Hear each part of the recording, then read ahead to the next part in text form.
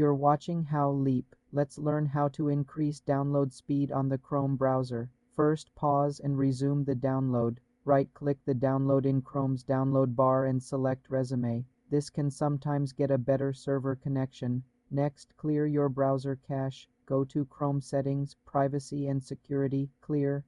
Browsing Data. Select Cached Images and Files, then Clear. Disable extensions that may interfere. Type Chrome. Extensions in the address bar and toggle off non-essential extensions. Use Chrome's built-in download manager efficiently. Avoid downloading multiple files simultaneously.